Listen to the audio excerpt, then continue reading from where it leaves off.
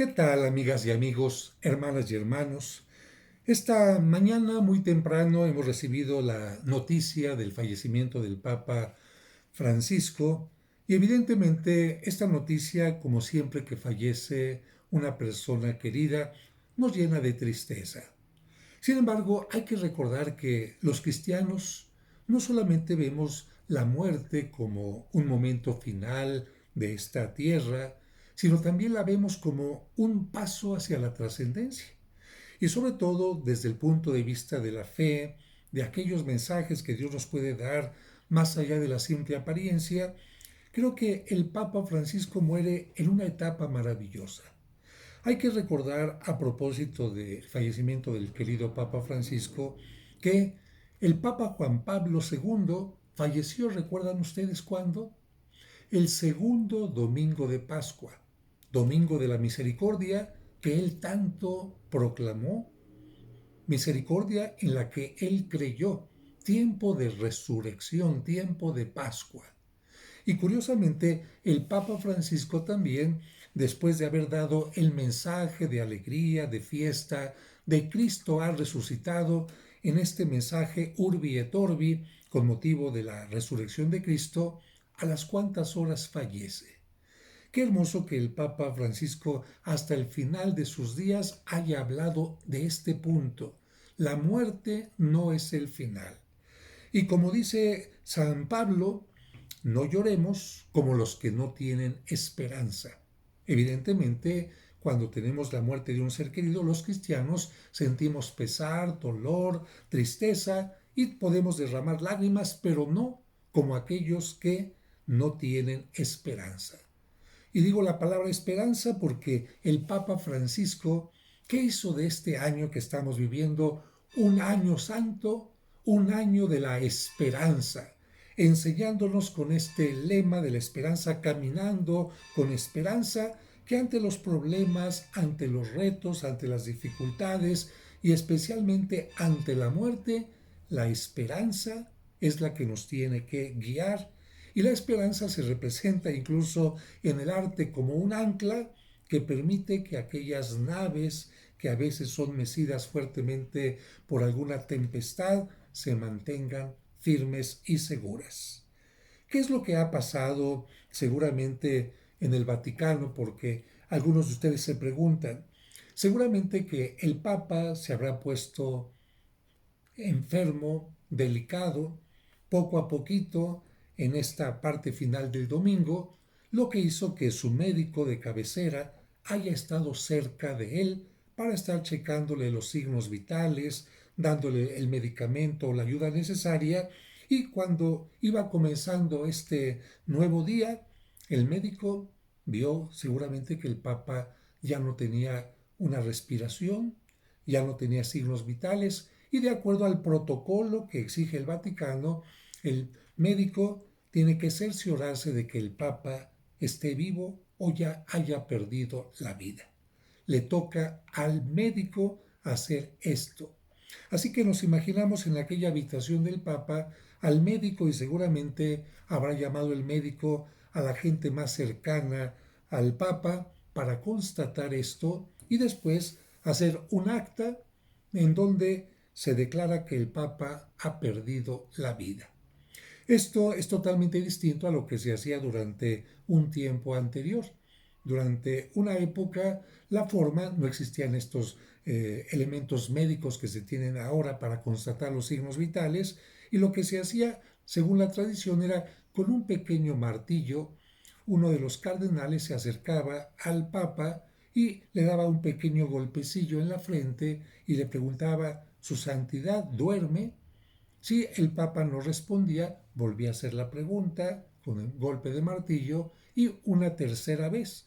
Y si el Papa no respondía, entonces el cardenal declaraba que el pontífice había muerto.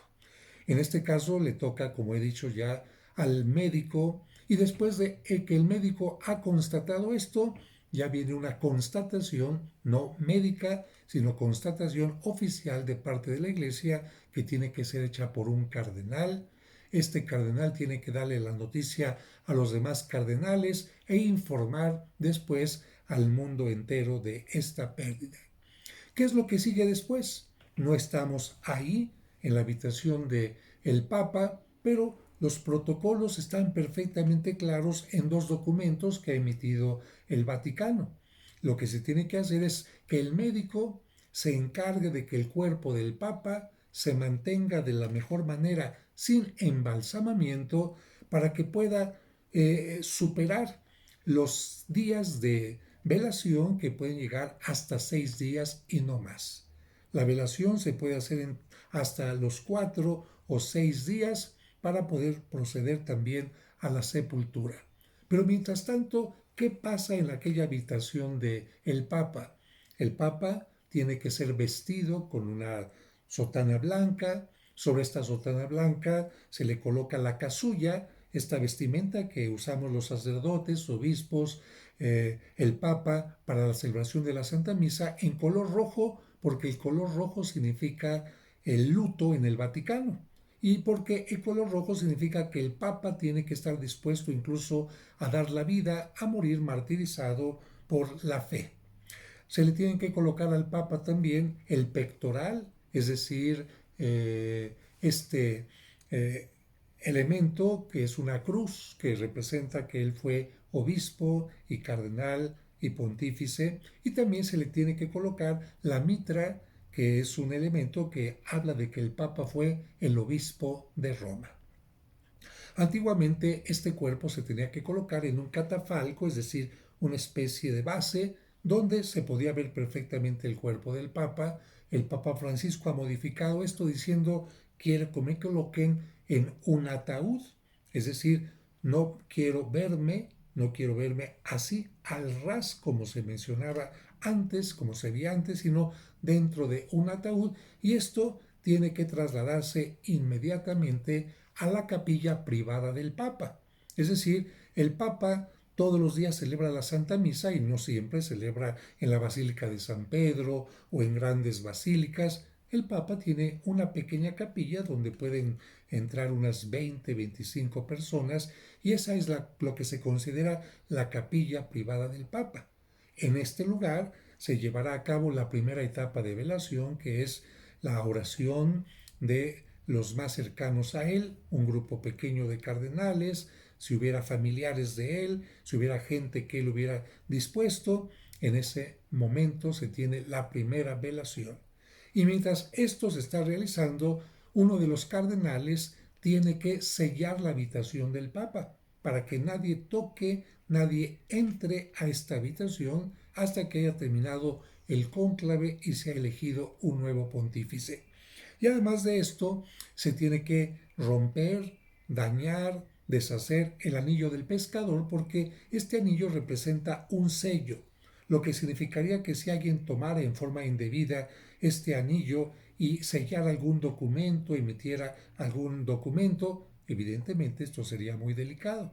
Por lo tanto, la habitación del Papa se sella por si hubiera algún elemento, algún documento inconcluso, etc., y el anillo se rompe.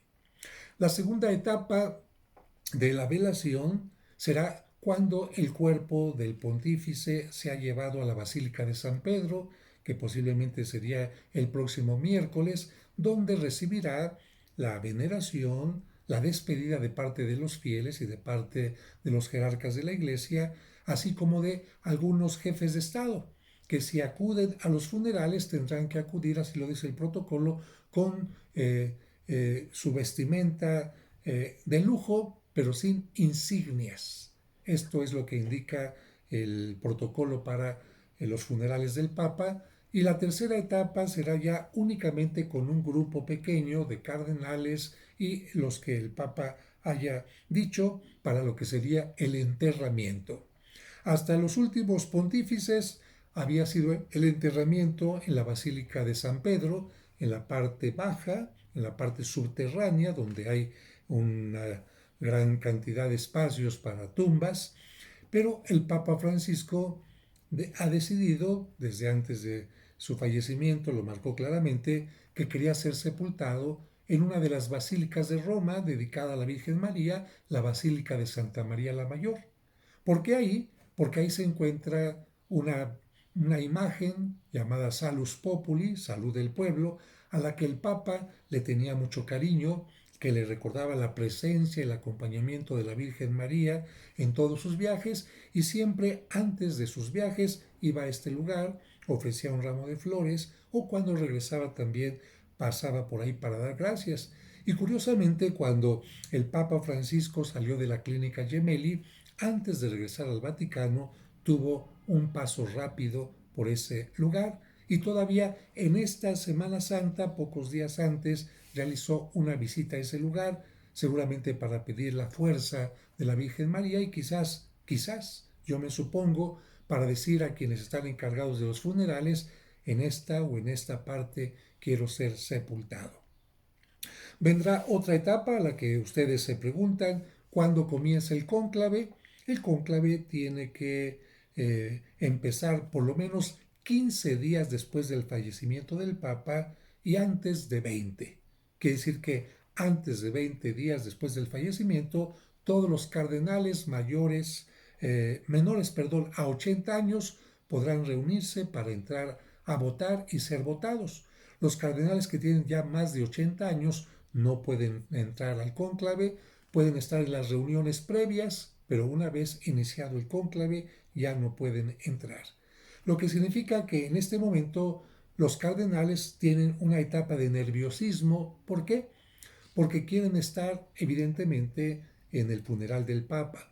Pero después de ese funeral será difícil que regresen a sus lugares, sobre todo cuando se encuentran lejanos, y la mayoría de ellos tendrá que quedarse ya directamente para estar en el cónclave. Y uno de ellos puede ser que, o mejor dicho, no puede ser, uno de ellos ya nunca podrá regresar como cardenal a donde estaba. Si es electo papa, ya no podrá regresar a resolver los pendientes que tenía en donde vivía.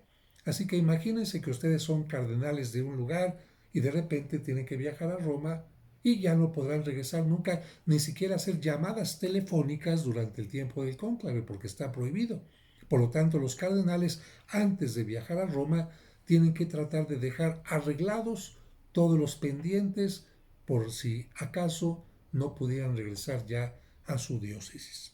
Bien, esto es solamente para que sepan algo de lo que va a estar pasando en estos días y simplemente yo los pido que pidamos por el Papa Francisco, estemos agradecidos por este Papa que trató de poner en la mesa la problemática que está viviendo la Iglesia, el mundo, que trató de acercarse a líderes de distintas religiones, que tuvo viajes a lugares donde había poblaciones católicas minoritarias y un Papa que nos hace poner también atención en el planeta al que lamentablemente no siempre cuidamos con atención. Por eso decidió llamarse Francisco, por el cuidado de el universo, el cuidado de nuestro planeta y por el acercamiento a los más descartados, como él lo decía. Que descanse en paz el Papa Francisco y que Dios le perdone las faltas que haya podido tener en paz, que haya podido tener en vida, perdón. Dale, Señor, el descanso eterno y luzca para él la luz perpetua. Los fieles difuntos descansen, por la misericordia de Dios descansen en paz, así sea.